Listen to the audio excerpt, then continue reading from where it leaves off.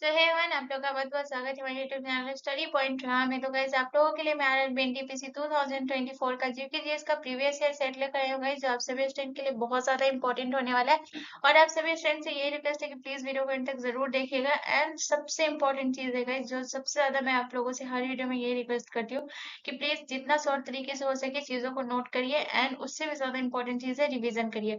और आप रिवीजन तभी कर पाएंगे गाइस जब आप चीजों को खुद से नोट करेंगे। जो चीज आपको पता है उस चीजों को मत नोट करिए, बट जो चीज आपको नहीं पता है उसको नोट भी करिए गाइस, और उसे रिवीजन भी करिए। इससे बहुत आपको हेल्प मिलेगा आपके एग्जाम में। तो ये बहुत इंपॉर्टेंट होता है गाइस, किसी भी एग्जाम का प्रिपरेशन कर रहे हो, जरूरी नहीं आरआरबी एनटीपीसी।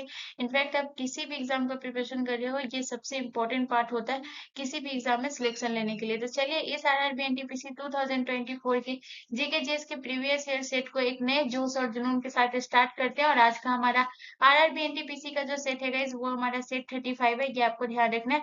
आज का जो आरआरबी एनटीपीसी का जो सेट चलेगा गाइस, वो हमारा सेट 35 है, ठीक है। तो चलिए इसे स्टार्ट करते हैं। और आज का हमारा पहला प्रश्न है, क्वेश्चन नंबर 1 है गाइस। क्वेश्चन नंबर 1 कर रहा है कि गंगा नदी की सबसे बड़ी सहायक नदी निम्नलिखित में से कौन सी है। तो आपको बताना है कि गंगा नदी की सबसे बड़ी सहायक नदी, मोस्ट इंपोर्टेंट पॉइंट है गाइस, ये आपको ध्यान रखना है कि गंगा की सबसे बड़ी सहायक नदी कौन सी है। तो आपके ऑप्शन है यमुना नदी, ऑप्शन बी गंडक नदी, ऑप्शन सी रामगंगा नदी, या ऑप्शन डी गोमती नदी। सो भाई इसका जो करेक्ट आंसर होगा वो होगा option A is the correct answer. Ganga की सबसे बड़ी सहायक नदी गोमती नदी है, ये आपको ध्यान रखना है। रामगंगा, गंडक नदी और गोमती नदी, ये तीनों जो है गाइस आपको ध्यान रखना है। ये जो है गंगा की सहायक नदी है, लेकिन सबसे बड़ी जो सहायक नदी है वो है यमुना नदी, ये आपको ध्यान रखना है, ठीक है। उसके बाद अगर हम बात करें यमुना नदी के बारे में, कि गाइस हम इसके उद्गम के बारे में बात करेंगे कि यमुना नदी का जो है उद्गम कहाँ से होता है गाइस। तो ये आपको ध्यान रखना है कि यमुना नदी का जो उद्गम होता है वो यमुनोत्री से होता है, ये आपको ध्यान रखना है कि इसका जो है उद्गम कहाँ से होता है, ये आपको नोट करना है। उसके बाद इसकी लंबाई के बारे में अगर आप लोगों को पता है तो जरूर कमेंट करिएगा गाइस कि इसका लंबाई जो है ये कितना होता है। तो याद रखिएगा, सबसे पहले अगर हम इसके बारे में बात करें कि इसका जो उद्गम होता है वो यमुनोत्री से होता है, ये आपको ध्यान रखना है, पहला पॉइंट। उसके बाद अगर हम बात करते हैं गाइस इसके लंबाई के बारे में कि इसकी जो है लंबाई कितनी होती है गाइस, तो ये आपको ध्यान रखना है कि यमुना नदी की लंबाई जो है 1376 किलोमीटर है, ये आपको ध्यान रखना है। तो इसके बाद हम इसकी लंबाई के बारे में बात करेंगे गाइस कि इसकी जो है लंबाई कैसी कितनी होती है गाइस। तो ये आपको ध्यान रखना है कि यमुना नदी की जो लंबाई होती है गाइस वो कितनी है। तो 1376, ठीक है, 1376 किलोमीटर जो है इसकी लंबाई है, ये आपको ध्यान रखना है। 1376 किलोमीटर जो है गाइस, ये आपको ध्यान रखना है। ये किसकी लंबाई है, यमुना नदी की लंबाई है, ये आपको ध्यान रखना है। उसके बाद अगर हम बात करें कि यमुना नदी की जो है गंगा की सबसे बड़ी सहायक नदी यमुना नदी है, लेकिन अगर यहाँ पे आपसे क्वेश्चन पूछ देता है कि यमुना नदी की सबसे बड़ी सहायक नदी कौन सी है, अगर क्वेश्चन आपसे ये पूछ देता है कि यमुना की सबसे बड़ी सहायक नदी कौन सी है guys, तो ये आपको ध्यान रखना है कि यमुना की सबसे बड़ी सहायक नदी टोंस नदी है, ठीक है। ये आपको ध्यान रखना है यमुना की सबसे बड़ी सहायक नदी कौन सी है guys, तो ये आपको ध्यान रखना है यमुना की सबसे बड़ी सहायक नदी guys कौन है, टोंस नदी है। तो ये भी पॉइंट आपको नोट कर लेना है कि यमुना की सबसे बड़ी सहायक नदी, ठीक है। ये बहुत इंपॉर्टेंट पॉइंट है गाइस, ये सब प्रश्न आपको देखने को मिलेंगे और बहुत इंपॉर्टेंट प्रश्न है, याद रखिएगा। यमुना की सबसे बड़ी सहायक नदी कौन सी है गाइस, तो ये आपको ध्यान रखना है यमुना की सबसे बड़ी सहायक नदी कौन सी है गाइस, तो ये आपको ध्यान रखना है यमुना की सबसे बड़ी सहायक नदी है जो गाइस वो कौन है, तो यमुना की सबसे बड़ी सहायक नदी टोंस नदी है, ये आपको ध्यान रखना है। बहुत इंपॉर्टेंट है गाइस, बहुत ज्यादा ही इंपॉर्टेंट है। तो मैं यहाँ पे लिख देती हूँ, जगह नहीं तो यहाँ पे मैं लिख देती हूँ यमुना की सबसे बड़ी सहायक नदी कौन सी है गाइस। तो ये आपको ध्यान रखना है कि यमुना की सबसे बड़ी सहायक नदी टोंस नदी है, ये आपको ध्यान रखना है, ठीक है। तो यहाँ से यमुना से आपको इतना पॉइंट याद रखना है।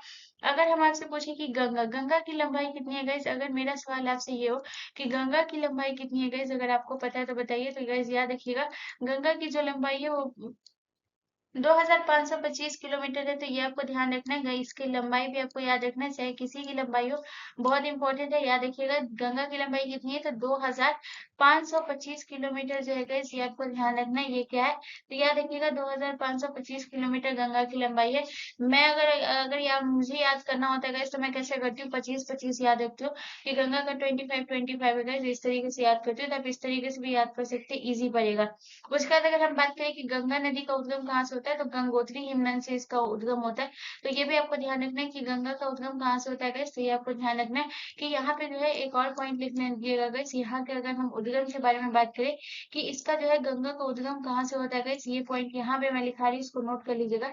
तो गंगा नदी का जो उद्गम होता है गाइस, ये गंगोत्री से होता है, गंगोत्री हिमनद से इसका उद्गम होता है। ये आपको ध्यान रखना है कहाँ से इसका उद्गम होता है गाइस, ये आपको ध्यान रखना है कि गंगोत्री हिमनद से जो है गाइस, ये आपको ध्यान रखना है गंगोत्री हिमनद से गंगा का उद्गम होता है, ये भी आपको ध्यान रखना है, ठीक है। उसके बाद अगर हम बात करते हैं गाइस, यहाँ पे सबसे इंपॉर्टेंट पॉइंट की अगर बात करें तो इसकी जो है गंगा की सहायक नदी कौन कौन सी है गाइस, तो अगर हम बात करें यहाँ पे हम लिखेंगे गाइस गंगा की सहायक नदी, ठीक है। यहाँ पे हम क्या लिखते हैं गाइस, ये आपको ध्यान रखना है, गंगा की सहायक नदी के बारे में बात करेंगे गाइस कि गंगा की सहायक नदी कौन कौन सी है गाइस, तो ये आपको ध्यान रखना है कि गंगा की सहायक नदी जो गाइस, जो इसमें जो मैं लिखाऊंगी ये सारे बहुत इंपॉर्टेंट है, याद रखिएगा, ठीक है। तो यहाँ पे मैं लिखा रही हूँ गंगा के सहायक नदी के नाम गाइस, ये यहाँ पे आपको लिख लेना है। तो अगर गंगा की सहायक नदी के नाम के बारे में बात करें तो सबसे पहले आपको लिखना है, ये आपका जो हो गया गाइस गंडक नदी, गोमती नदी, ये सब जो है ये आपको ध्यान रखना है कौन कौन सी है इसकी सहायक नदी, तो आपको लिख लेना है गोमती, ये भी आपका जो है सहायक नदी है। गोमती नदी जो है गाइस, ये आपको ध्यान रखना है, ये गंगा की सहायक नदी है, तो गोमती हो गया। गोमती के बाद आपको क्या याद रखना है गाइस, गोमती के बाद आपका गंडक हो गया। गंडक के बाद आपको क्या याद रखना है गाइस, आपका जो है सोन नदी। सोन नदी भी जो है गाइस, ये आपको ध्यान रखना है, ये गंगा की सहायक नदी है। सोन नदी के बाद आपको याद रखना और कौन सी नदी है जो गंगा की सहायक नदी है, कोसी। कोसी नदी भी जो है गाइस, ये आपको ध्यान रखना है, ये गंगा की सहायक नदी है। उसके बाद आपको याद रखना है कर्मनासा नदी। ये जितनी भी नदी है गाइस, ये आपको ध्यान रखना है, ये गंगा की सहायक नदी है, ये आपको ध्यान रखना है, ठीक है। चलिए नेक्स्ट क्वेश्चन की तरफ।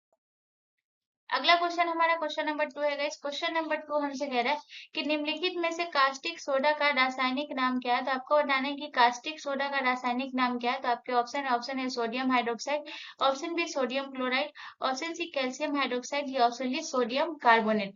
तो गाइस इसका जो करेक्ट आंसर होगा गाइस, वो होगा आपका ऑप्शन जो है आपका सोडियम हाइड्रोक्साइड जो है ये करेक्ट आंसर हो जाएगा। ऑप्शन ए जो है ये हमारा करेक्ट आंसर हो जाएगा। ये कास्टिक सोडा का रासायनिक नेम क्या है गाइस, तो ये आपको ध्यान रखना है सोडियम हाइड्रोक्साइड, ठीक है। अगर हम बात करें कि सोडियम हाइड्रोक्साइड का जो, अगर हम इसके सूत्र के बारे में बात करें कि सोडियम हाइड्रोक्साइड या फिर कास्टिक सोडा का सूत्र क्या होता है गाइस, ये भी बहुत इंपॉर्टेंट है, सूत्र याद रखिएगा।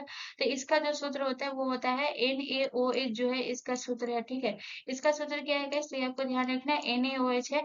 अगर हम कास्टिक सोडा की बात करें गाइस, तो ये आपको ध्यान रखना है कि ये जो है ये एक सफेद ठोस आयनिक यौगिक है, ये आपको ध्यान रखना है। ये कैसा यौगिक है गाइस, कास्टिक सोडा या फिर सोडियम हाइड्रोक्साइड की बात करें गाइस, तो यहाँ पे मैं 2-3 पॉइंट लिखा देती हूँ जो कि कास्टिक सोडा से, ये आपको ध्यान रखना है। तो सबसे पहले आपको याद रखना है सोडियम हाइड्रोक्साइड के बारे में कि इसका जो है कास्टिक सोडा का रासायनिक नाम होता है सोडियम हाइड्रोक्साइड और इसका सूत्र होता है NaOH। उसके बाद आपको याद रखना गाइस कि सबसे पहले कि ये जो है ये एक सफेद ठोस आयनिक यौगिक है। कैसा यौगिक है गाइस, तो ये आपको ध्यान रखना है कि यह एक सफेद सफेद और ठोस आयनिक यौगिक है, ठीक है। ये आपको ध्यान रखना है, ये सफेद ठोस आयनिक यौगिक है, ये आपको ध्यान रखना है। कास्टिक सोडा कैसा है, तो सफेद ठोस आयनिक यौगिक है, ये आपको ध्यान रखना है। तो पहला पॉइंट आपको ये याद रखना है। उसके बाद अगर हम दूसरे पॉइंट की बात करें, आयनिक यौगिक है, ये आपको ध्यान रखना है, ठीक है। आयनिक यौगिक है, ये आपको ध्यान रखना है। उसके बाद अगर हम बात करते हैं आपका दूसरे पॉइंट के बारे में अगर हम बात करें, तो दूसरा पॉइंट आपका क्या कहता है, ये आपको ध्यान रखना है कि यह जो है पानी, इथेनॉल और मेथेनॉल ये में जो है घुलनशील होता है, ठीक है। तो ये कहाँ कहाँ घुलनशील होता है, ये आपको पॉइंट याद रखना है। तो कास्टिक सोडा से आपको दूसरा पॉइंट क्या याद रखना है, घुलनशील के बारे में बात करेंगे कि ये जो है ये कहाँ कहाँ घुलनशील होता है गाइस, तो ये भी आपको ध्यान रखना है। तो घुलनशील की अगर बात करें तो ये जो है कास्टिक सोडा कहाँ कहाँ घुलनशील होता है गाइस, ये आपको ध्यान रखना है। तो घुलनशील होता है जो गाइस, ये आपको ध्यान रखना है कहाँ कहाँ घुलनशील होता है। तो सबसे पहले आपको ध्यान रखना है कि ये पानी में भी घुलनशील होता है, ये आपको ध्यान रखना है। ये कहाँ घुलनशील होता है गाइस, ये पानी में भी घुलनशील होता है। उसके बाद आपको याद रखना है गाइस, ये जो है ये मेथनॉल में भी घुलनशील होता है। ये कहाँ होता है, मेथनॉल में भी घुलनशील होता है आपका कास्टिक सोडा, ये आपको ध्यान रखना है। उसके बाद आपको एक पॉइंट और याद रखना है, मेथनॉल, और तीसरा जो है आपको क्या याद रखना है गाइस, आपको याद रखना है इथेनॉल। ये तो पानी, मेथनॉल और इथेनॉल, ये इसमें जो है गाइस ये आपको ध्यान रखना है। पानी में जो गाइस ये आपको ध्यान रखना है मेथनॉल और इथेनॉल, ठीक है। इसको सही से लिख लीजिएगा, मैं सही से लिख देती हूँ ताकि आप लोगों को कोई दिक्कत ना हो। तो गाइस इसको ध्यान रखिएगा कि ये पानी और मेथनॉल में भी ये जो है ये होता है, तो इसको आपको ध्यान रखना है। पानी में घुलनशील होता है। उसके बाद आपको याद लिख लेना है गाइस, गाइस मैं जितना ज्यादा हो सके कोशिश करती हूँ आपसे सही से हो, ठीक है। आपको जितना सके क्लियर आउट कर सको चीजों को, तो ये आप याद रखिएगा, पानी, मिथेनॉल, और उसके बाद आपको याद रखना है इथेनॉल। ठीक है, यहाँ से जो है आपको ये 3 पॉइंट याद रखना है कि ये कहाँ कहाँ घुलनशील होता है, ये आपको ध्यान रखना है। अगर हम बात करते गए कैल्शियम हाइड्रोक्साइड, कैल्शियम हाइड्रोक्साइड का जो है सामान्य नाम की अगर हम बात करें तो इसका क्या है, तो ये आपको याद रखना है कि कास्टिक चूना का सामान्य नाम, रासायनिक नाम क्या है। तो ये आपको ध्यान रखना है कि कास्टिक चूना का जो है रासायनिक नाम जो होता है वो सोडियम हाइड्रोक्साइड होता है। तो ये आपको ध्यान रखना है कि कास्टिक चूना का नाम क्या होता है, तो कास्टिक चूना का जो है रासायनिक नाम सोडियम हाइड्रोक्साइड होता है। बहुत इंपॉर्टेंट, कास्टिक सोडा और कास्टिक चूना में बहुत लोग कंफ्यूज हो जाते हैं, तो ध्यान रखिएगा कि जो इसका जो होता है ये कैल्शियम हाइड्रोक्साइड होता है और कास्टिक सोडा का सोडियम हाइड्रोक्साइड होता है। ठीक है, सोडा से आप याद रखिएगा, सोडा अगर पूछ रहे हैं तो सोडियम हाइड्रोक्साइड हो जाएगा, और अगर चूना पूछ रहे हैं तो याद रखिएगा ये कैल्शियम हाइड्रोक्साइड हो जाता है। चूना वगैरह जैसे कि आप, जैसे कि किसी के पैर में पैर वगैरह जब टूट जाते हैं तो उसका जो प्लास्टर वगैरह होता है उसमें किसका उपयोग होता है, चूना का होता है, तो उस हिसाब से आप कैल्शियम से याद रखिएगा। तो चूना, कैल्शियम हाइड्रोक्साइड ये आपको ध्यान रखना है।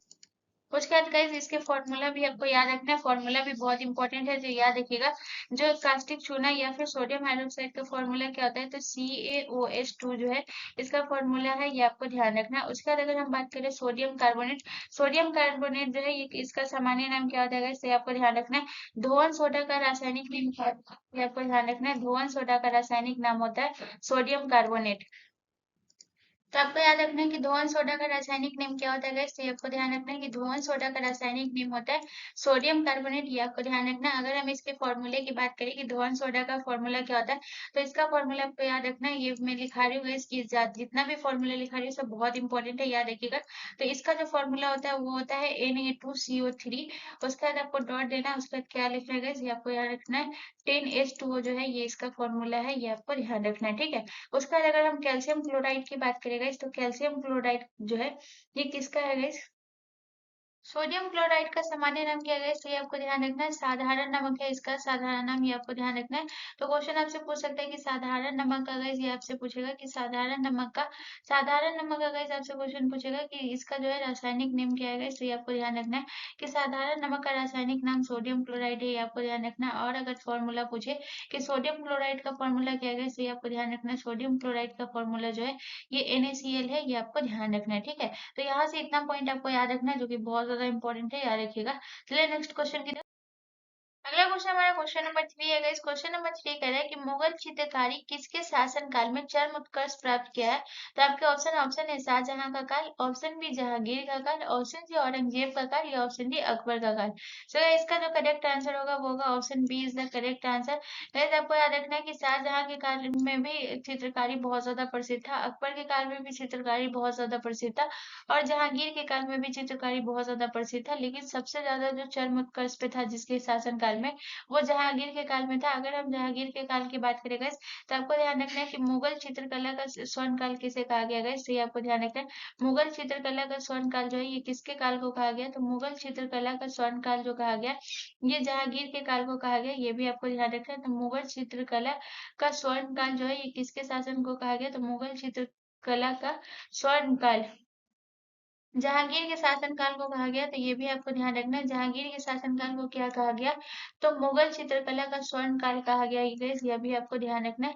स्वर्ण काल कहा गया है ये किसके शासनकाल को, तो जहांगीर के शासनकाल को, ये आपको ध्यान रखना है।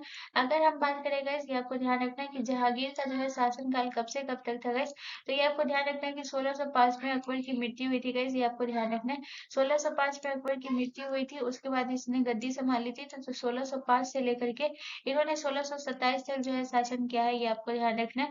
जहांगीर ने शासन कब तक किया था गाइस, तो 1605 से लेके 1627 तक जो था इनका शासन काल था, ये आपको ध्यान रखना है। ठीक है, उसके बाद अगर हम बात करते हैं जहांगीर के दरबार में प्रसिद्ध चित्रकार कौन कौन से थे गाइस, तो यहाँ पे आपको लिख लेना गाइस। यहाँ पे मैं आपको क्या लिखा रही हूँ, जहांगीर के दरबार के प्रसिद्ध चित्रकार के नाम लिखा रही हूँ गाइस। क्वेश्चन पूछ सकते हैं कि निम्नलिखित में से कौन है जो जहांगीर के दरबार के प्रसिद्ध चित्रकार है गाइस, तो ये आपको ध्यान रखना है। जहांगीर के दरबार के मैं क्या लिखवा रही हूँ गाइस, जहांगीर के दरबार के प्रसिद्ध चित्रकार, ठीक है, उनके नाम लिखवा रही हूँ, ये आपको ध्यान रखना है। जहांगीर के दरबार के प्रसिद्ध चित्रकार के बारे में नाम लिखा रही हूँ गाइस, तो ये आपको लिख लेना गाइस, बहुत इंपॉर्टेंट इंपॉर्टेंट है।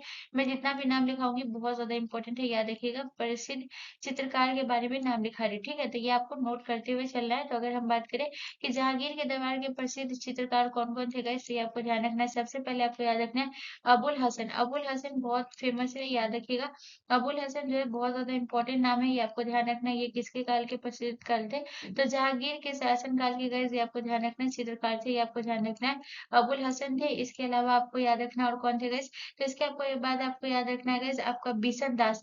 बिशन दास भी जो है जहांगीर के काल के चित्रकार थे, ये आपको ध्यान रखना है। तो आपको याद रखना है दूसरा नाम क्या याद रखना है, दूसरा आपको याद रखना है गाइस, दूसरा आपको याद रखना है बिशन दास।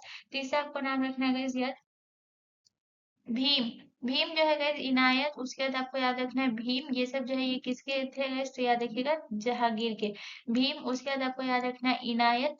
इनायत गाइस इनायत रखिएगा, ये भी जो है ये जहांगीर के दरबार के प्रसिद्ध चित्रकार थे। उसके बाद आपको याद रखना है इनायत के बाद आपको याद रखना है गाइस गोवर्धन। बहुत सारे नाम ये गाइस है जो कि आपको याद रखना है, बहुत इंपॉर्टेंट नाम सब है। ये जितना भी नाम लिखा है ये बहुत ज्यादा इंपॉर्टेंट है, तो याद रखिएगा गोवर्धन। ये सारे जो है गाइस याद रखिएगा। उसके बाद गोवर्धन के बाद आपको याद रखना है मंसूर। गोवर्धन के बाद आपको कौन सा नाम याद रखना है गाइस, गोवर्धन के बाद आपको याद रखना है मंसूर। तो ये जितने भी नाम लिखे हुए गाइस ये ध्यान रखिएगा, ये जहांगीर के दरबार के प्रसिद्ध चित्रकार थे, ये आपको ध्यान रखना है। चलिए नेक्स्ट क्वेश्चन की तरफ। अगला क्वेश्चन हमारा क्वेश्चन नंबर 4 है गाइस। क्वेश्चन नंबर 4 हमसे कह रहा है कि गंगा का मैदान किन दो नदियों के बीच फैला है। तो आपको बताना है कि गंगा का मैदान किन दो नदियों के बीच फैला है। तो आपके ऑप्शन है यमुना और तीस्ता, ऑप्शन बी गंगा और तीस्ता, ऑप्शन सी घग्गर और तीस्ता, या ऑप्शन डी घग्गर और भागीरथी। सो गाइस इसका जो करेक्ट आंसर होगा गाइस, ऑप्शन सी जो है करेक्ट आंसर हो जाएगा गाइस। ये देखिएगा कि गंगा का मैदान जो है घग्गर और तीस्ता नदी के बीच फैला हुआ है, ये आपको ध्यान रखना है। गंगा के मैदान से आपको सबसे इंपॉर्टेंट पॉइंट क्या याद रखना है कि उत्तर के मैदान का सबसे बड़ा क्षेत्र है जो कि गंगा का मैदान कहलाता है, ये आपको ध्यान रखना है। उत्तर मैदान का सबसे बड़ा क्षेत्र कौन सा है गाइस, तो ये आपको नोट कर लेना है। उत्तर मैदान का सबसे बड़ा क्षेत्र कौन सा है, तो ये आपको नोट कर लेना है गाइस। उत्तर मैदान का सबसे बड़ा क्षेत्र जो है ये आपको ध्यान रखना है गंगा का मैदान है, ठीक है। उत्तर मैदान का सबसे बड़ा क्षेत्र कौन है, तो उत्तर मैदान का सबसे बड़ा क्षेत्र गाइस ध्यान रखिएगा।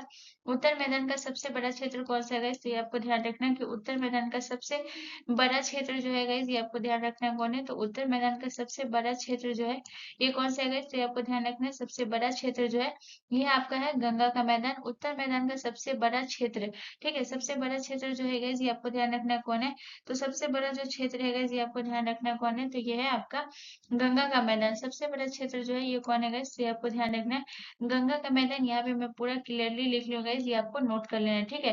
गंगा का मैदान है, ये आपको ध्यान रखना है। उसके बाद गाइस आपको यहाँ पे क्या याद रखना है गाइस, गंगा का मैदान जो है गाइस आपको ध्यान रखना है कि गंगा का मैदान किस मिट्टी से बना हुआ है गाइस, तो ये आपको ध्यान रखना है कि यह है कछारी या फिर जलोढ़ मिट्टी से बना हुआ है, ये आपको ध्यान रखना है।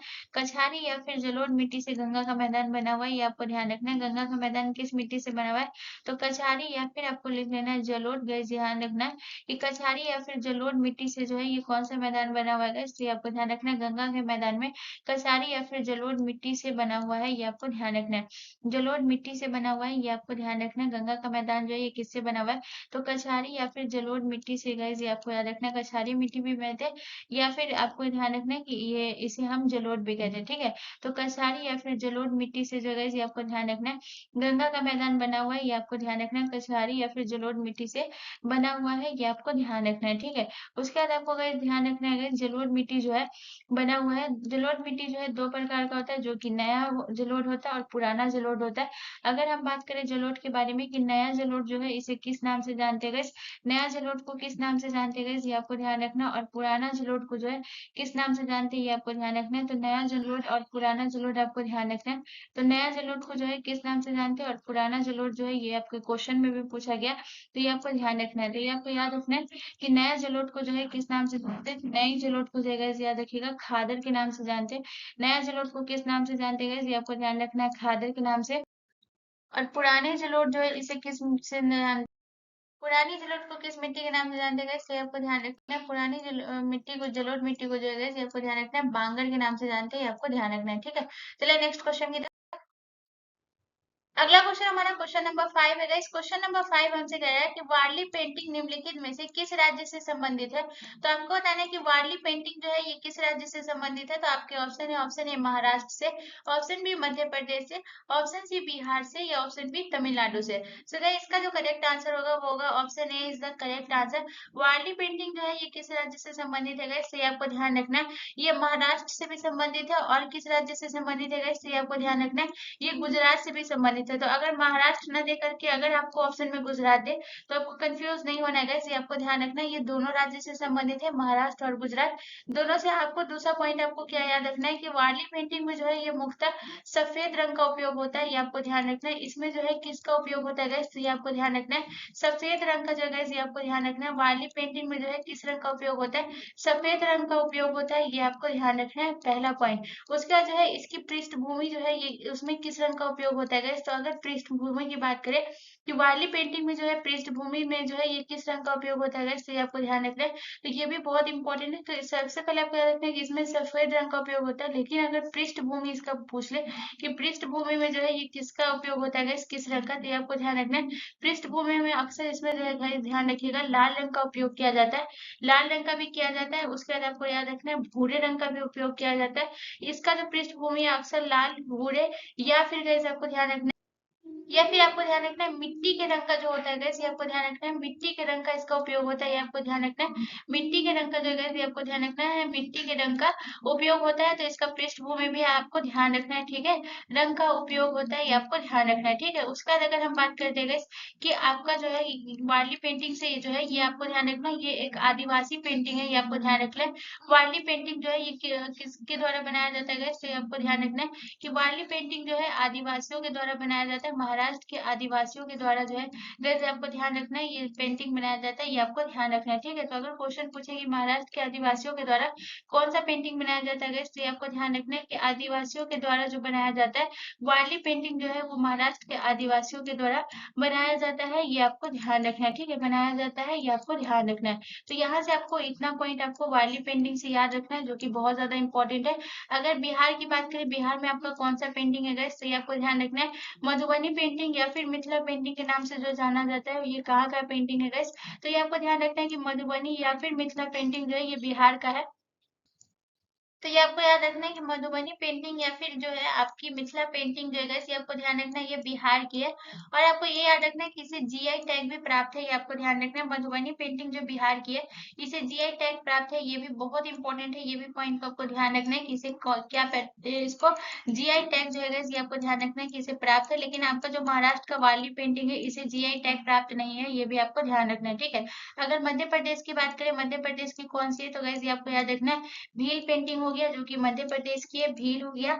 उसके बाद आपको याद रखना है गोंड, ये जो पेंटिंग है गैस ये कहाँ की है गैस, तो भील गोंड पेंटिंग जो है गैस ये आपको ध्यान रखना है ये कहाँ की है, तो ये आपके मध्य प्रदेश की है, ये आपको ध्यान रखना है।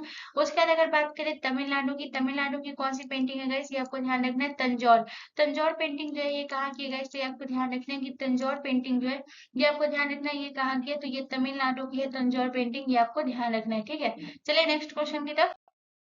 अगला क्वेश्चन हमारा क्वेश्चन नंबर 6 है गाइस। क्वेश्चन नंबर 6 हमसे कह रहा है कि इन 4 स्थानों पर हुई बौद्ध संगीतियों का सही क्रम क्या है। तो आपको बताना है कि 4 स्थानों पर हुई जो बौद्ध संगीतियों का सही क्रम है वो क्या है। तो आपके ऑप्शन है, ऑप्शन ए कुंडलवन, पाटलिपुत्र, राजगीर, या फिर वैशाली। ऑप्शन बी आपसे बोला है कि पहले बौद्ध संगीति राजगीर में हुआ, उसके बाद वैशाली में हुआ, उसके बाद पाटलिपुत्र में हुआ, उसके बाद कुंडलवन में हुआ। ऑप्शन सी आपसे कह रहा है कि पहले बौद्ध संगीति पाटलिपुत्र में हुआ, फिर कुंडलवन में हुआ, फिर राजगीर में हुआ, फिर वैशाली में हुआ। ऑप्शन डी आपसे कहला है कि पहले राजगीर में हुआ, वैशाली में हुआ, कुंडलवन में हुआ और पाटलिपुत्र में हुआ।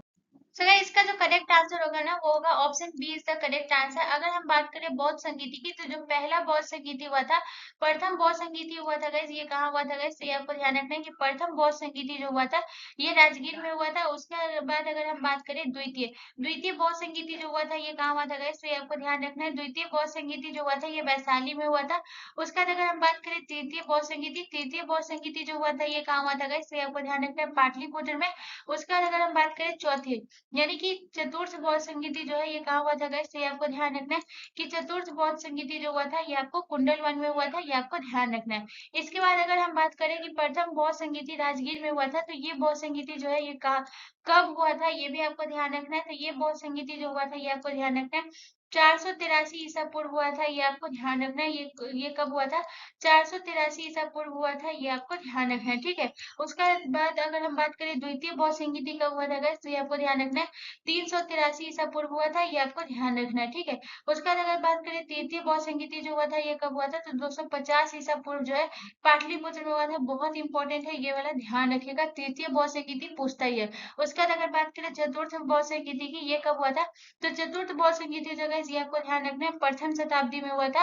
तो ये आपका जो है बौद्ध संगीति का जो है ये आपको ध्यान रखना है कि चार बार जो बौद्ध संगीति हुआ, इसे मैं पूरा क्लियर कर दी हूँ कि कब हुआ था, कहाँ हुआ था, ये आपको ध्यान रखना है, ठीक है।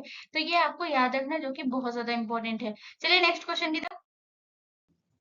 अगला क्वेश्चन हमारा क्वेश्चन नंबर 7 है गाइस। क्वेश्चन नंबर 7 कह रहा है कि जल में हाइड्रोजन की द्रव्यमान और ऑक्सीजन की द्रव्यमान का अनुपात हमेशा क्या होता है। तो आपको बताना है कि जल में जो हाइड्रोजन की द्रव्यमान और ऑक्सीजन की द्रव्यमान का जो अनुपात होता है वो क्या होता है। तो आपके option A 2:1, option B 8:1, option C 1:8 या ऑप्शन डी 1:2। तो गाइस इसका जो करेक्ट आंसर होगा गाइस वो होगा आपका 1:8। अब मैं बताती हूँ कि 1:8 जो है ये हमेशा होता है, ये आपको ध्यान रखना है। लेकिन 1:8 जो है ये कैसे होता है ये भी आपको ध्यान रखना है। तो अगर हम बात करें हाइड्रोजन का एक मोल जो है ये कितना होता है guys, तो ये आपको ध्यान रखना है कि हाइड्रोजन का जो एक मोल होता है ये कितना होता है, ये आपको ध्यान रखना है। ये भी बहुत इंपॉर्टेंट है, ये लिखा रही, ठीक है। तो अगर हम बात करते हैं हाइड्रोजन का एक मोल, ठीक है, ये कितना होता है 1 ग्राम। हाइड्रोजन का एक मोल कितना होता है guys, ये आपको ध्यान रखना है कि हाइड्रोजन का एक मोल जो होता है ये कितना होता है। तो हाइड्रोजन का एक मोल जो होता है वो 1 ग्राम होता है, ये आपको ध्यान रखना है, ठीक है। उसके बाद अगर हम बात करें कि हाइड्रोजन का जो है एक एक मोल जो है ये होता है 1 ग्राम, और ऑक्सीजन का एक मोल कितना होता है guys, ये आपको ध्यान रखना है। तो अगर हम बात करें ऑक्सीजन का जो एक मोल होता है guys, ये 16 ग्राम होता है, ठीक है, ये आपको ध्यान रखना है। ऑक्सीजन का एक मोल कितना होता है guys, ये आपको ध्यान रखना है। ऑक्सीजन का जो एक मोल होता है guys, ये कितना होता है, तो ये होता है 16 ग्राम। तो हाइड्रोजन का एक मोल 1 ग्राम और ऑक्सीजन का एक मोल जो होता है ये कितना होता है guys, ये आपको ध्यान रखना है 16 ग्राम होता है, ठीक है, ये आपको ध्यान रखना है। तो आपसे क्वेश्चन क्या पूछा है कि जल में हाइड्रोजन के द्रव्यमान और ऑक्सीजन के द्रव्यमान, ठीक है, यहाँ पे आपसे क्या बोला है जल में। तो अगर आप जल का फॉर्मूला देखेंगे गाइस, यहाँ पे अगर आप जल का फॉर्मूला देखेंगे तो आपका जल का फॉर्मूला क्या होता है, तो यहाँ पे होता है H2O, यानी कि 2 हाइड्रोजन लेना है और 1 ऑक्सीजन लेना है, ठीक है। तो 2 हाइड्रोजन लेंगे तो कितना हो जाएगा गाइस, 2 हाइड्रोजन लेंगे तो अगर आपका हाइड्रोजन 2 है तो यहाँ पे आपका हो जाएगा 2 जो है आपका हाइड्रोजन हो जाएगा, ठीक है। 2 ग्राम जो है आपका क्या हो जाएगा गाइस, ये आपको ध्यान रखना है, 2 ग्राम जो है ये आपका हाइड्रोजन हो जाएगा, ठीक है। एच आपका कितना हो जाएगा गाइस, 2 ग्राम हो जाएगा।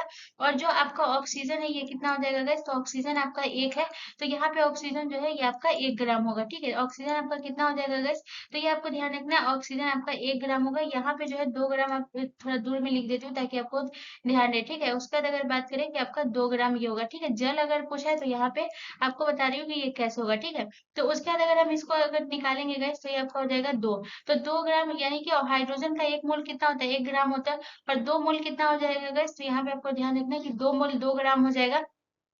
उसका बाद अगर आपसे अनुपात पूछ रहा है तो यहाँ पे आपको ध्यान रखना है कि हाइड्रोजन का 1 ग्राम कितना होता है guys? तो हाइड्रोजन का 1 ग्राम क्या होता है, 16 होता है, ठीक है।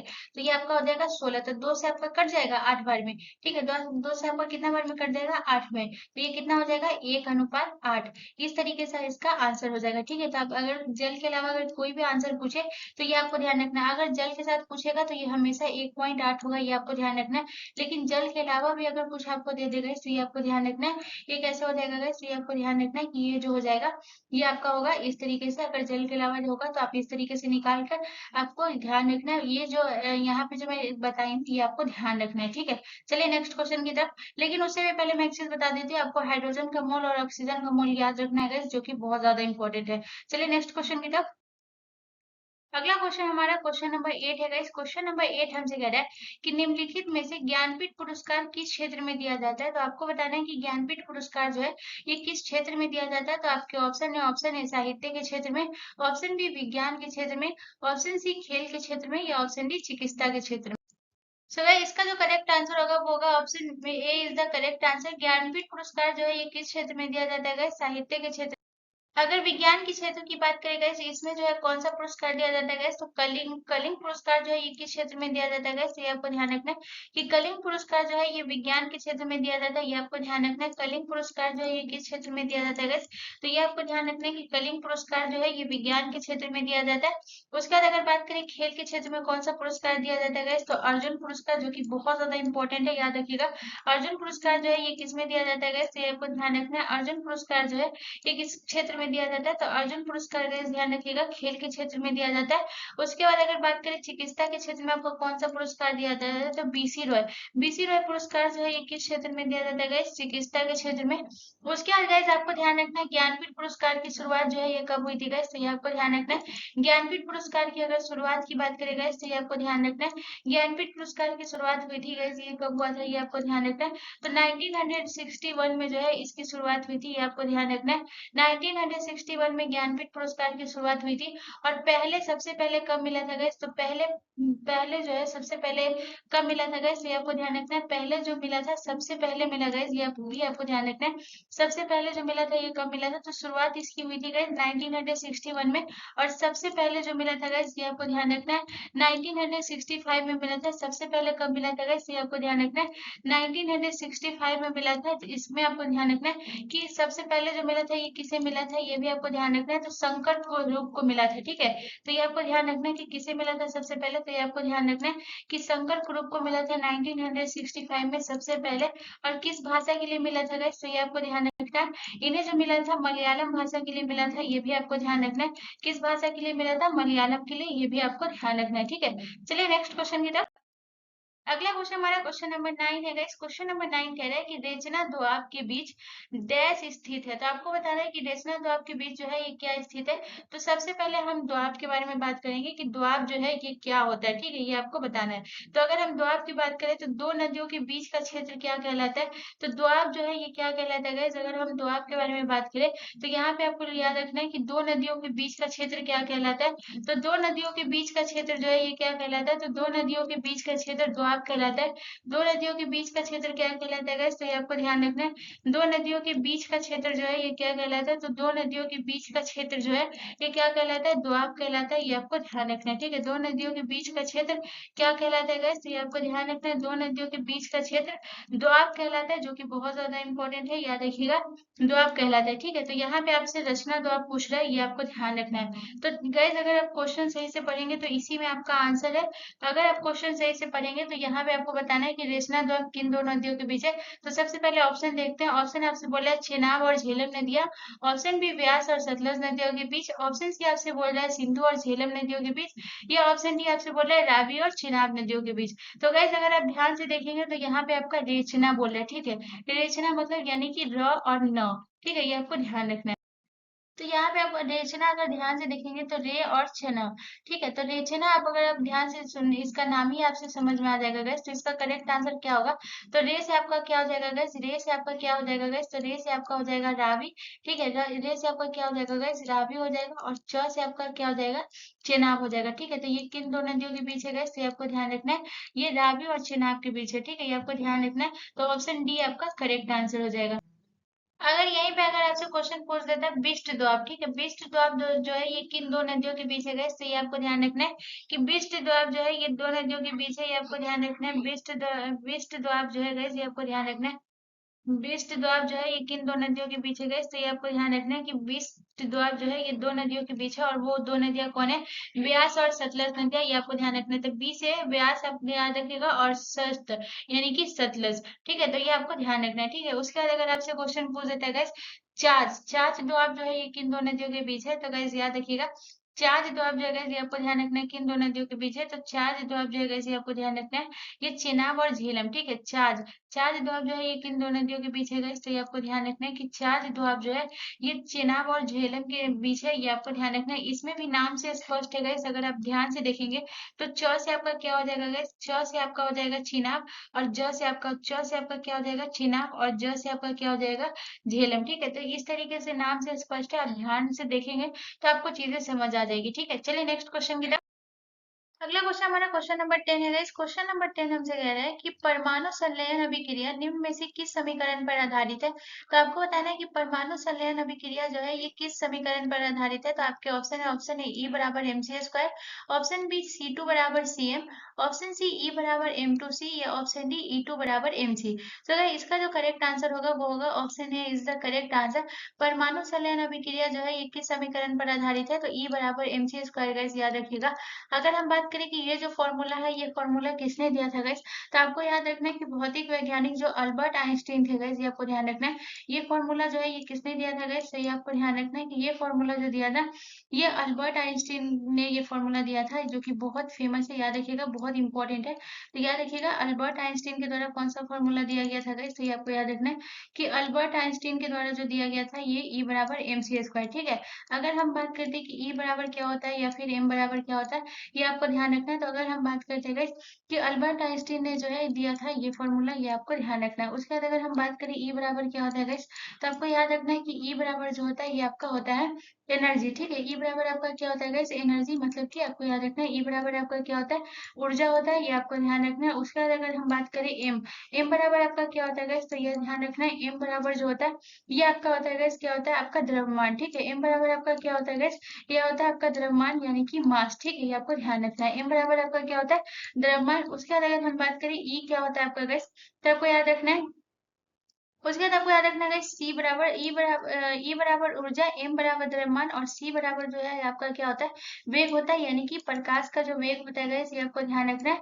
प्रकाश का वेग जो है ये क्या होता है गैस, ये आपको ध्यान रखना है सी बराबर। ठीक है, तो ये आपको ध्यान रखना है, इसका फॉर्मूला क्या होता है ई बराबर एम सी स्क्वायर, ये आपको ध्यान रखना है। चलिए नेक्स्ट क्वेश्चन की तरफ। अगला क्वेश्चन हमारा क्वेश्चन नंबर 11 है गाइस। क्वेश्चन नंबर 11 हमसे कह रहा है कि निम्नलिखित में से किसे प्राथमिक चट्टानों की श्रेणी में रखा जाता है। तो आपको बताना है कि किसे प्राथमिक चट्टानों की श्रेणी में रखा जाता है। तो आपके ऑप्शन है, ऑप्शन ए आग्नेय चट्टाने, ऑप्शन बी अवसादी चट्टाने, ऑप्शन सी रूपांतरित चट्टाने, या ऑप्शन डी कायांतित चट्टाने। सो गाइस इसका जो करेक्ट आंसर होगा वो होगा option A is the correct answer. प्राथमिक चट्टानों की श्रेणी में किसे रखा गया है, तो ये आपको ध्यान रखना है आग्नेय चट्टान को जो है ये प्राथमिक चट्टानों की श्रेणी में रखा गया है, ये आपको ध्यान रखना है। अगर हम बात करें कि आग्नेय चट्टान का, अगर हम निर्माण के बारे में बात करें कि आग्नेय चट्टान का जो है ये निर्माण कैसे होता है गाइस, ये आपको ध्यान रखना बहुत इंपॉर्टेंट है, याद रखिएगा। तो आग्नेय चट्टान के अगर हम निर्माण के बारे में बात करते हैं गाइस, ये आपको ध्यान रखना है कि आग्नेय चट्टान का निर्माण जो होता है वो मैग्मा के ठंडा होने से किस चट्टान का निर्माण होता है। तो मैग्मा के ठंडा होने से गाइस ये आपको ध्यान रखना है, मैग्मा के ठंडा होने से किस चट्टान का निर्माण होता है। तो याद रखिएगा मैग्मा के ठंडा होने से आग्नेय चट्टान का निर्माण होता है। ठीक है, तो इसका निर्माण कैसे होता है गाइस, तो मैग्मा के ठंडा होने से किस चट्टान का निर्माण होता है। तो मैग्मा के ठंडा होने से गाइस ये आपको ध्यान रखना है किस चट्टान का निर्माण होता है। तो ये होता है आग्नेय चट्टान का मैग्मा के ठंडा होने से। ठीक है, उसके बाद आपको आग्नेय चट्टान से क्या याद रखना है गाइस, उसके बाद आपको याद रखना है कि इसमें जो है किस कौन सा खनिज पाया जाता है गाइस आग्नेय चट्टान में। तो ये आपको ध्यान रखना है कि सिलिकेट खनिज जो है पाई जाती है आग्नेय चट्टान में। कैसी खनिज पाई जाती है गाइस, तो ये आपको ध्यान रखना है कि आग्नेय चट्टान में जो गाइस ये आपको ध्यान रखना है कैसी चट्टान पाई जाती है गाइस, तो ये आपको ध्यान रखना है आग्नेय में जो है ये सिलिकेट खनिज जो है ये पाई जाती है, ये आपको ध्यान रखना है कैसी खनिज पाई जाती है। तो सिलिकेट खनिज जो है ये आपको ध्यान रखना है इसमें पाई जाती है, ये आपको ध्यान रखना है। दूसरा पॉइंट आपको ये याद रखना है कि इसमें सिलिकेट खनिज पाई जाती है, ये आपको ध्यान रखना है। ठीक है, उसके बाद तीसरा पॉइंट आपको क्या याद रखना है गाइस, सिलिकेट खनिज पाई जाती है। उसके बाद जो है इस चट्टान का जो है उपयोग कहाँ कहाँ होता है गाइस, ये मोस्ट इंपॉर्टेंट पॉइंट है, याद रखिएगा कि आग्नेय चट्टान के अगर उपयोग के बारे में बात करें कि इसका जो है उपयोग किसमें होता है गाइस, तो ये आपको ध्यान रखना है। आग्नेय चट्टान का जो उपयोग होता है गाइस ये आपको ध्यान रखना है कहाँ कहाँ होता है। तो ये आपको ध्यान रखना है कि आग्नेय चट्टान का जो उपयोग होता है वो पुल बनाने में, पुल बनाने में इसका उपयोग किया जाता है, ये आपको ध्यान रखना है पुल के लिए किया जाता है। उसके बाद आपको याद रखना है किसके लिए किया जाता है गाइस, इमारत के लिए किया जाता है, ये आपको ध्यान रखना है पुल बनाने के लिए इसका उपयोग किया जाता है। उसके बाद आपको याद रखना है इमारत बनाने के लिए इसका उपयोग किया जाता है। उसके बाद आपको याद रखना है गाइस आपको स्मारक, स्मारक वगैरह जो हो गया, स्मारकों वगैरह में जो है गाइस ये आपको ध्यान रखना है इसका उपयोग किया जाता है, ये आपको ध्यान रखना है। ठीक है, उसके बाद गाइस आपको याद रखना है सबसे इम्पोर्टेंट गाइस यहाँ पे अगर हम बात करें अवसादी चट्टान के बारे में, तो अवसादी चट्टान के बारे में आपको क्या याद रखना है गाइस, अगर हम अवसादी चट्टान के बारे में बात करें कि इसका जो है ये निर्माण कैसे होता है गाइस, ये अगर क्वेश्चन पूछे कि अवसादी चट्टान का निर्माण जो है ये कैसे होता है, क्वेश्चन अगर आपसे ये पूछे तो ये याद रखना है कि अवसादी चट्टान का निर्माण जो होता है वो तलछट के जमने से होता है। ठीक है, अवसादी चट्टान का निर्माण जो है ये कैसे होता है गाइस, तो ये आपको ध्यान रखना है कि अवसादी चट्टान का निर्माण जो होता है तलछट के जमने से किस चट्टान का निर्माण होता है गाइस? तो ये आपको ध्यान रखना है। तलछट के जमने से जो है ये अवसादी चट्टान का निर्माण होता है, ये आपको ध्यान रखना है। तलछट के जमने से, ठीक है, ये आपको ध्यान रखना है। उसके बाद आपको याद रखना है गाइस कि अवसादी चट्टान में जो ये क्या पाया जाता है गाइस, तो ये आपको ध्यान रखना है जीवाश्म।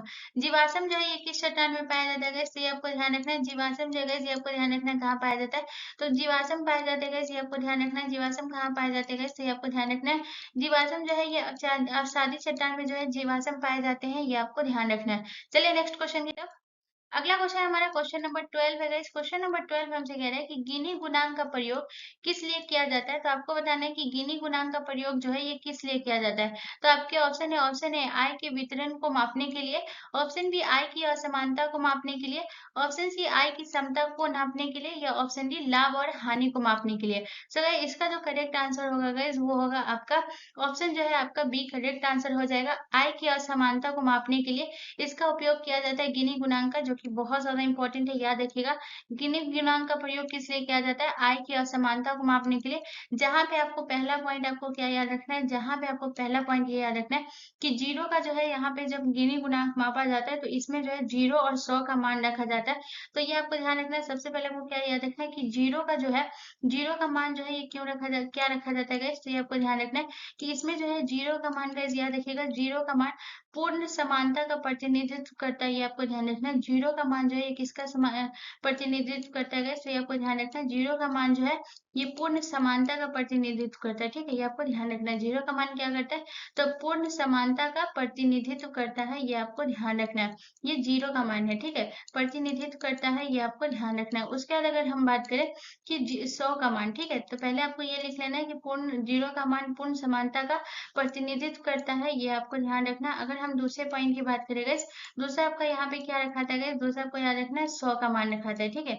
दूसरा किसका मान रखता है गाइस, तो 100 का जो मान है ये क्या करता है, तो 100 का मान जो है गाइस ये आपको ध्यान रखना है। 100 का मान जो है ये क्या करता है, तो 100 का मान पूर्ण असमानता का प्रतिनिधित्व करता है, ठीक है, ये आपको ध्यान रखना है। तो 100 का मान क्या करता है, पूर्ण असमानता का प्रतिनिधित्व करता है, ये आपको ध्यान रखना है। असमानता का प्रतिनिधित्व करता है, ये आपको ध्यान रखना है। असमानता का प्रतिनिधित्व करता है, और जीरो जो है समानता का प्रतिनिधित्व करता है, ठीक है, असमानता का प्रतिनिधित्व करता है, ये आपको ध्यान रखना है। ये बहुत इंपॉर्टेंट है, याद रखिएगा, क्योंकि क्वेश्चन पूछ सकते हैं कि गिनी गुणांक में 100 जो है ये किसका प्रतिनिधित्व करता है, या गिनी गुणांक में जीरो जो है ये किसका प्रतिनिधित्व करता है, ये आपको नोट करना है जो कि बहुत ज्यादा इंपॉर्टेंट है, याद रखिएगा। तो 100 जो है असमानता का प्रतिनिधित्व करता है, और जीरो जो है ये समानता का प्रतिनिधित्व करता है, ये आपको ध्यान रखना है। चलिए नेक्स्ट क्वेश्चन की। अगला क्वेश्चन हमारा क्वेश्चन नंबर 13 है। इस क्वेश्चन नंबर 13 कह रहा है कि भारत में स्वर्ण का सबसे बड़ा उत्पादक राज्य कौन है। आपके ऑप्शन है Chhattisgarh, option B Jharkhand, option C Telangana, या ऑप्शन डी कर्नाटक। तो अगर इसका जो करेक्ट आंसर होगा वो होगा option D is the correct answer. Karnataka जो है ये स्वर्ण का सबसे बड़ा उत्पादक राज्य है। अगर आपसे पूछेगा इसकी सबसे बड़ा जो है ये देश की सबसे बड़ी जो है सोने की खदान जो है ये कौन सा है, तो ये आपको ध्यान रखना है। यहाँ पे अगर आपसे क्वेश्चन क्या पूछते सोने के बारे में कि देश का जो है आपको याद रखना है देश की सबसे बड़ी सोने की खदान कौन सी है, बहुत इंपॉर्टेंट पॉइंट है, याद रखिएगा।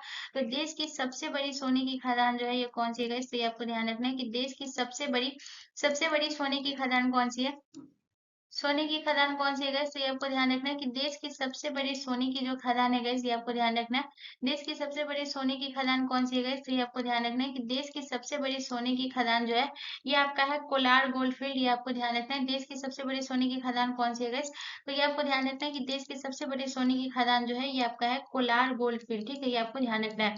देश की सबसे बड़ी सोने की खदान कौन सी है गैस, तो ये आपको ध्यान रखना है कि कोलार गोल्ड और फील्ड, ये आपको ध्यान रखना है। अब पोलार गोल्ड फील्ड जो है ये आपको इसी में शॉर्टकट में से क्या कहते हैं गाइस, तो ये आपको ध्यान रखना है, जो कि बहुत ज्यादा ये एक मूवी भी चली थी गाइस, जो आप सभी ने बहुत सारे स्टूडेंट ने मुझे पता है कि देखा होगा, जो कि है आपको याद होगा जो गाइस KGF, ठीक है, इसी यही होता है कोलार गोल्ड फील्ड जो है ये इसी का अपने नाम पे पड़ा था KGF गाइस, ये आपको ध्यान रखना है, ठीक है।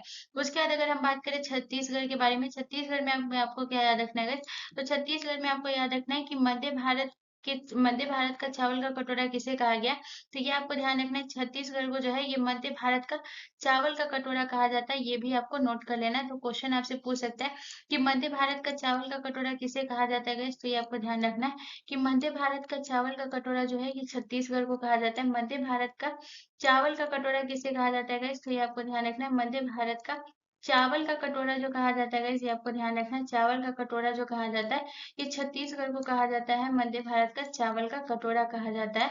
ये आपको ध्यान रखना है, ठीक है। उसके बाद अगर हम बात करते हैं तेलंगाना के बारे में गाइस, तेलंगाना के बारे में आपको क्या याद रखना है गाइस, तेलंगाना के बारे में आपको याद रखना है कि इसे जो है भारत का ऊर्जा शहर किसे कहा गया है गाइस, तो ये आपको ध्यान रखना है कि भारत का ऊर्जा शहर जो है ये तेलंगाना को कहा गया है। ये आपको ध्यान रखना है। भारत का ऊर्जा शहर किसे कहा गया है गाइस, तो ये आपको ध्यान रखना है कि भारत का ऊर्जा शहर जो कहा गया ये तेलंगाना को कहा गया। ये आपको ध्यान रखना है। भारत का ऊर्जा शहर किसे कहा गया, तो ये आपको ध्यान रखना है। भारत का ऊर्जा शहर कहा गया तेलंगाना को। ये आपको ध्यान रखना है। अगर हम बात करते हैं अगर झारखंड के बारे में, झारखंड में क्या है कि भारत में खनिजों का जो है सबसे ज्यादा 40% से भी अधिक हिस्सा जो है ये किसे कहा गया, तो ये झारखंड को कहा गया। ये आपको ध्यान रखना है, ठीक है। तो ये आपको याद रखना है। झारखंड के बारे में आपको क्या याद रखना है गाइस, तो झारखंड के बारे में आपको याद रखना है कि खनिजों का जो है सबसे ज्यादा खनिज जो है ये कहाँ होता है गाइस, तो ये आपको ध्यान रखना है कि खनिज जो है ये सबसे ज्यादा कहाँ होती है गाइस, तो ये आपको ध्यान रखना है। खनिज जो होता है सबसे ज्यादा झारखंड में होता है। 40% से भी अधिक खनिज जो है ये झारखंड में होता है। ये आपको ध्यान रखना है। चलिए नेक्स्ट क्वेश्चन की तरफ। अगला क्वेश्चन हमारा क्वेश्चन नंबर 14 है गाइस। क्वेश्चन नंबर 14 हमसे कह रहा है कि भारत की संघीय व्यवस्थापिका को किस नाम से जाना जाता है, तो आपको बताना है कि भारत की संघीय व्यवस्थापिका को किस नाम से जाना जाता है। तो आपके ऑप्शन है, option A Lok Sabha, option B Rajya Sabha, option C Pratinidhi Sabha या ऑप्शन डी संसद। तो गाइस इसका जो करेक्ट आंसर होगा वो होगा option D is the correct answer. संघीय व्यवस्थापिका जो है ये किस नाम से जाना जाता है गाइस, संसद। ये आपको ध्यान रखना है। अगर हम बात करें कि संसद में जो है ये आपका कौन सा सदन होता है, तो राज्यसभा होता है और लोकसभा होता है। ये आपको ध्यान रखना है। तो लोकसभा जो है ये आपका कौन सा सदन होता है गाइस, तो ये आपको ध्यान रखना है। लोकसभा जो है ये आपका जो है ये आपका निचला सदन होता है। ये आपको ध्यान रखना है। लोकसभा आपका कौन सा सदन होता है, निचला सदन होता है गाइस। और लोकप्रिय सदन के नाम से भी कौन जाना जाता है गाइस, तो ये आपको ध्यान रखना है। लोकप्रिय सदन भी होता है, ये आपको ध्यान रखना है। निचला सदन भी होता है और लोकप्रिय सदन भी होता है, ये भी आपको ध्यान रखना है, ठीक है। उसके बाद अगर हम बात करें जो आपका उच्च सदन होता है वो कौन सा होता है गाइस, तो ये आपको ध्यान रखना है। उच्च सदन जो होता है ये आपका राज्यसभा होता है। आपको ध्यान रखना है उच्च सदन जो है ये आपका कौन होता है, तो ये आपको ध्यान रखना है। उच्च सदन जो है ये आपका राज्यसभा होता है। ये आपको ध्यान रखना है, ठीक है। उसके बाद अगर हम बात करें तो राज्यसभा जो है ये आपका अस्थायी सदन है। ये आपको ध्यान रखना है। राज्यसभा जो है ये आपका कैसे सदन है गाइस, तो ये आपको ध्यान रखना है। राज्यसभा जो है ये आपका अस्थायी सदन है। ये आपको ध्यान रखना है। और जो आपका लोकसभा जो है ये अस्थायी सदन है, यानी कि इसे भंग किया जा सकता है। और जो है राज्यसभा को जो है ये भंग नहीं किया जा सकता। ये आपको ध्यान रखना है, ठीक है। तो ये आपका जो है अस्थायी सदन है। ये आपको ध्यान रखना है। अगर हम बात करें गाइस कि लोकसभा जो है गाइस ये आपको ध्यान रखना है कि इसे राष्ट्रपति भंग कर सकता है। तो लोकसभा को राष्ट्रपति संविधान के किस अनुच्छेद के तहत भंग कर सकता है, ये आपसे आप लोगों से मेरा सवाल है गाइस। तो अगर आप लोगों को पता है तो जरूर कमेंट करिएगा कि लोकसभा को राष्ट्रपति संविधान के किस अनुच्छेद के तहत भंग कर सकता है, ये आपको बताना है, ठीक है।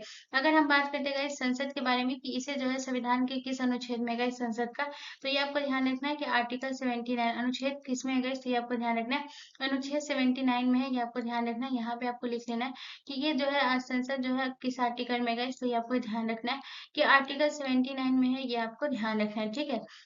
जिसमें जो है संसद के कितने अंग होते हैं गाइस, तो ये आपको ध्यान रखना है। संसद के 3 अंग होते हैं। ये आपको ध्यान रखना है, जिसमें लोकसभा, राज्यसभा और आपका राष्ट्रपति होता है। ये आपको ध्यान रखना है। चलिए नेक्स्ट क्वेश्चन की तरफ।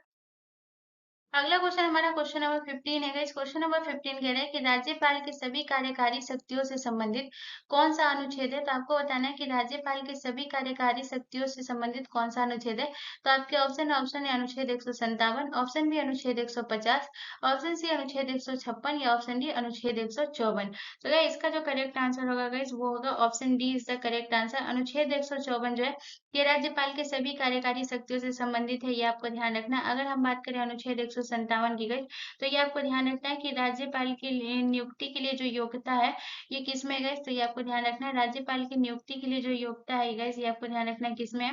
तो राज्यपाल की नियुक्ति के लिए गई, ये आपको ध्यान रखना है। राज्यपाल की नियुक्ति के लिए जो योग्यता है ये किसमें है, तो ये आपको ध्यान रखना है कि राज्यपाल की नियुक्ति के लिए जो योग्यता है वो अनुच्छेद 157 में। ये आपको ध्यान रखना है। राज्यपाल की नियुक्ति के लिए जो योग्यता है गाइस ये आपको ध्यान रखना है। राज्यपाल की नियुक्ति के लिए योग्यता जो है गाइस ये आपको ध्यान रखना है किसमें है, तो ये आपको ध्यान रखना रखना है। राज्यपाल की नियुक्ति के लिए जो योग्यता है ये अनुच्छेद 157 में है, ये आपको ध्यान रखना है। उसके बाद अगर हम बात करते हैं राज्यपाल का कार्यकाल जो है ये किसमें गए, ये आपको ध्यान रखना है। राज्यपाल का जो कार्यकाल है ये अनुच्छेद 156 में जो है ये आपको ध्यान रखना है। राज्यपाल का कार्यकाल है ये आपको ध्यान रखना है। राज्यपाल का जो है ये आपको ध्यान रखना है, कार्यकाल जो है ये किसमें गए, ये आपको ध्यान रखना है कि राज्यपाल का जो कार्यकाल है राज्यपाल का कार्यकाल किसमें है, तो अनुच्छेद 156 में जो है ये राज्यपाल का कार्यकाल है, ये आपको ध्यान रखना है। ठीक है, उसके बाद अगर हम अनुच्छेद 150 की बात करें तो इसमें संघ और राज्यों की लेखाओं का प्रारूप जो है ये किसमें गए, ये आपको ध्यान रखना है। संघ और राज्यों की लेखाओं का प्रारूप जो है, संघ और राज्यों की लेखाओं का प्रारूप किसमें है, तो संघ और राज्यों की लेखाओं का प्रारूप जो है ये आपको ध्यान रखना है किसमें, तो ये अनुच्छेद 150 में ये आपको ध्यान रखना है। संघ और राज्यों के लेखाओं का प्रारूप जो है ये किसमें गए, ये आपको ध्यान रखना है। संघ और राज्यों के लेखाओं का प्रारूप जो है ये आपको ध्यान रखना है किसमें, तो अनुच्छेद 150 में लेखाओं का प्रारूप है, ये आपको ध्यान रखना है। ठीक है, तो चलिए नेक्स्ट क्वेश्चन की तरफ। अगला क्वेश्चन हमारा क्वेश्चन नंबर 16 है गाइस। क्वेश्चन नंबर 16 हमसे कह रहा है कि बिहू लोक नृत्य भारत के किस राज्य का एक लोक नृत्य है, तो आपको बताना है। तो आपके ऑप्शन है, option A Nagaland, option B Assam, option C Himachal Pradesh या ऑप्शन डी मध्य प्रदेश। तो गाइस इसका जो करेक्ट आंसर होगा वो होगा option B is the correct answer. Bihu लोक नृत्य जो है ये किस राज्य का लोक नृत्य है, असम का है, ये आपको ध्यान रखना है। अगर हम असम के कुछ लोक नृत्य के बारे में बात करें तो ये आपका कौन कौन सा होगा गाइस, ये आपको ध्यान रखना है। तो सबसे पहले आपको याद रखना है बिहू, बिहू जो है ये आपका कहाँ का लोक नृत्य है, तो ये आपको ध्यान रखना है बिहू जो है ये असम का है। उसके बाद आपको याद रखना है गाइस बिछुआ, बिछुआ जो है ये कहाँ का है गाइस, ये आपको ध्यान रखना है। बिछुआ जो है ये आपके असम का है, ये आपको ध्यान रखना है। बिछुआ कहाँ का है गाइस, तो ये आपको ध्यान रखना है बिछुआ जो है ये असम का है। उसके बाद आपको दूसरा पॉइंट क्या याद रखना है गाइस, दूसरा पॉइंट आपको याद रखना है देवधनी। देवधनी जो है ये कहाँ का है गाइस, तो ये आपको ध्यान रखना है। देवधनी जो है ये आपको याद रखना है ये कहाँ का है, ये भी आपके जो है असम का है, ये आपको ध्यान रखना है। उसके बाद आपको याद रखना है गाइस आपका कौन सा नृत्य हो गया, उसके बाद आपका हो गया नट पूजा। नट पूजा जो है ये कहाँ का है, इसलिए आपको ध्यान रखना है। नट पूजा जो है ये भी आपके असम का है, ये आपको ध्यान रखना है। ठीक है, चलिए नेक्स्ट क्वेश्चन की तरफ। अगला क्वेश्चन हमारा क्वेश्चन नंबर 17 है गाइस। क्वेश्चन नंबर 17 कह रहा है कि निम्न में से न्यायिक पूर्वालोकन का अर्थ है, तो आपको बताना है कि न्यायिक पूर्वालोकन का अर्थ क्या है। तो आपके ऑप्शन है, ऑप्शन ए उच्च न्यायालय द्वारा निर्णीत प्रकरणों का समालोचना कर सकता है। ऑप्शन बी आपसे कह रहा है कि निचले न्यायालयों के आदेश का पुनरावलोकन करना। ऑप्शन सी आपसे कह रहा है यदि कोई कानून या आदेश संविधान के विपरीत हो तो उसे असंवैधानिक घोषित करना। या ऑप्शन डी निचले न्यायालयों के निर्णयों के विरुद्ध अपील सुनना। तो गाइस इसका जो करेक्ट आंसर होगा वो होगा option C is the correct answer. यदि कोई कानून या आदेश संविधान के विपरीत हो तो उसे असंवैधानिक घोषित करना जो है ये न्यायिक पूर्वालोकन का अर्थ है, ये आपको ध्यान रखना है। जुडिशरी पावर ये आपको ध्यान रखना है। चलिए नेक्स्ट क्वेश्चन की तरफ। अगला क्वेश्चन हमारा क्वेश्चन नंबर 18 है गाइस। क्वेश्चन नंबर 18 कह रहा है कि 18 वोल्ट की विभवांतर वाले दो बिंदुओं पर 5 जो है वो आपका चार्ज को स्थानांतरित करने में कितना कार्य करना पड़ता है। तो आपके ऑप्शन है, option A 50 A, option B 50 B, option C 50 C, option D 50 J. अब इसे जो है गाइस आपको ध्यान रखना है कि अगर क्वेश्चन सॉल्व करेंगे, अगर आप लोगों को पता होगा तो आप लोग को सीधा आंसर पता चलेगा। लेकिन अगर हम ऐसे फॉर्मूला के तहत अगर हम करेंगे तो सबसे पहले मैं आपको फॉर्मूला बता देती हूँ। तो इसका जो फॉर्मूला होता है वो क्या होता है गाइस, तो V बराबर जो फॉर्मूला होता है वो W और बटा Q। ठीक है, ये इसका फॉर्मूला होता है। जहाँ पे आपका जो है वोल्ट आपसे कितना पूछ रहा है गाइस, तो यहाँ पे जो है आपका वोल्ट जो है ये कितना है गाइस, तो यहाँ पे आपको बोल रहा है वोल्ट 10 है। उसके बाद अगर आपका जो है ये आपका जो चार्ज है ये कितना है, तो ये आपको ध्यान रखना है 5 है। आपसे जो पूछा है वो क्या पूछा है आपको, यानी कि कार्य यानी वर्क का। ठीक है, वर्क इसका कितना करना पड़ेगा ये आपसे पूछा है, वर्क आपसे पूछा है। ठीक है, तो अगर हम इसका देखेंगे तो इसका फॉर्मूला कैसे बनेगा, तो V बराबर W बटा Q हो जाएगा, जिससे अगर हमें वर्क निकालना है तो वर्क इस साइड हो जाएगा। उसका जो है V इंटू क्यू ये आपका हो गया। ठीक है, तो V आपका कितना दिया हुआ है 10 दिया हुआ है, Q आपका कितना दिया हुआ है इसलिए आपको दिया 5 दिया हुआ है, 10 पचे 50। उसके बाद जो है ये आपका क्या होता है 50 जो है कार्य है, कार्य का ऐसा मात्रक क्या होता है गाइस, ये आपको याद रखना है कि कार्य का जो ऐसा मात्रक होता है ये क्या होता है गाइस, ये आपको ध्यान रखना है। कार्य का एसआई मात्रक जो होता है ये आपका जूल होता है। ठीक है, कार्य का एसआई मात्रक क्या होता है गाइस, ये आपको ध्यान रखना है कि कार्य का एसआई मात्रक जो होता है गाइस ये आपको ध्यान रखना है क्या होता है, तो कार्य का एसआई मात्रक जो होता है गाइस ये आपको ध्यान रखना है जूल होता है। ठीक है, तो अगर यहाँ पे अगर जूल जो होता है तो यानी कि जे हो गया। ठीक है, कार्य का एसआई मात्रक क्या होता है गाइस, तो जूल होता है, तो यहाँ पे आपका क्या हो जाएगा 50 जे। तो इसका करेक्ट आंसर क्या हो जाएगा ऑप्शन सी। अगर आप लोगों को पता होता सीधा पता होता कि कार्य का एसआई मात्रक जूल होता है तो यहाँ पे जे है, तो इसका करेक्ट आंसर जे हो जाता है। अगर अदर होता तो यहाँ पे ये फॉर्मूला निकालना पड़ता, लेकिन कभी कभी दिमाग भी लगाना पड़ता है, इसे आपको ध्यान रखना है। चलिए नेक्स्ट क्वेश्चन की तरफ। अगला क्वेश्चन हमारा क्वेश्चन नंबर 19 है गाइस। क्वेश्चन नंबर 19 कह रहा है कि भारत के रेल के डिब्बों को कहाँ बनाया जाता है। तो आपको बताना है कि भारत के रेल के डिब्बों को कहाँ बनाया जाते हैं। तो आपके ऑप्शन ए हैदराबाद तथा पेरम्बूर में, ऑप्शन बी कपूरथला तथा पेरम्बूर में, ऑप्शन सी वाराणसी तथा पेरम्बूर में, या ऑप्शन डी जमशेदपुर तथा पेरम्बूर में। तो गाइस इसका जो करेक्ट आंसर होगा गाइस वो होगा आपका ऑप्शन बी जो है ये करेक्ट आंसर हो जाएगा। ये जो है कपूरथला आपका कहाँ पड़ता है गाइस, ये आपको ध्यान रखना है। कपूरथला जो है ये आपका पंजाब में पड़ता है, ये आपको ध्यान रखना। और ये जो है ये आपका कहाँ पड़ता है गाइस, तो ये आपका जो पड़ता है गाइस ये आपको ध्यान रखना कहाँ पड़ता है, तो ये आपका तमिलनाडु में पड़ता है। ठीक है, तो यहाँ जो है गाइस ये आपको ध्यान रखना है, यहाँ पे जो है ये क्या बनाया जाता है गाइस, तो ये आपको ध्यान रखना है रेल के डब्बे बनाए जाते हैं, जो कि आपके लिए बहुत इंपॉर्टेंट है, याद रखना है। ठीक है, चलिए नेक्स्ट क्वेश्चन की तरफ। अगला क्वेश्चन हमारा क्वेश्चन नंबर 20 है गाइस। क्वेश्चन नंबर 20 कह रहा है कि एक कूलाम आवेश में इलेक्ट्रॉनों की संख्या कितनी होती है। तो आपको बताना है कि एक कूलाम आवेश में इलेक्ट्रॉनों की संख्या कितनी होती है। तो आपके ऑप्शन है 6.25 into 10 the power 18, option B 7.25 into 10 the power 18, option C आपसे करे 8.25 इंटू 10 द पावर 16, या ऑप्शन डी आपसे करे 6.25 इंटू 10 द पावर-18। तो एक कूलाम आवेश का इलेक्ट्रॉन जो है ये जो भी होगा हमेशा समान ही रहेगा। तो इसे आपको याद कर लेना है गाइस, ये जो है हमेशा जो है ये समान ही रहेगा। ठीक है, हमेशा एक ही रहेगा गाइस, ये आपको ध्यान रखना है। तो इसमें अगर आपसे पूछा जाए तो ये आपको याद रखना है कि इसका करेक्ट आंसर क्या हो जाएगा। एक कूलाम आवेश का इलेक्ट्रॉन कितना होगा, तो ऑप्शन जो है ए करेक्ट आंसर हो जाएगा। 6.25 इंटू 10 द पावर 18 जो है ये इसका करेक्ट आंसर हो जाएगा। यहाँ पे -18 है, ये आपको देखना है। यहाँ पे क्या है गाइस, यहाँ पे आपका माइनस आ रहा है, तो ये भी आपको देखना है कि यहाँ पे -18 है, ये आपको ध्यान रखना है। ये आपका जो है यहाँ पे अगर आप देखिएगा तो ये आपका -18 है, और यहाँ पे आपका जो है ये +18 है, तो ये करेक्ट आंसर हो जाएगा, ये भी आपको ध्यान रखना है। तो गाइज आपके आरआरबी एनटीपीसी 2024 का जीके जीएस का प्रीवियस ईयर सेट जो आपका आज का जो सेट था सेट 35 वो समाप्त होता है। अगर आपको कहीं पे भी कोई भी कंफ्यूजन है तो मुझे कमेंट करके जरूर बताइएगा, मैं उसका जरूर रिप्लाई करूंगी।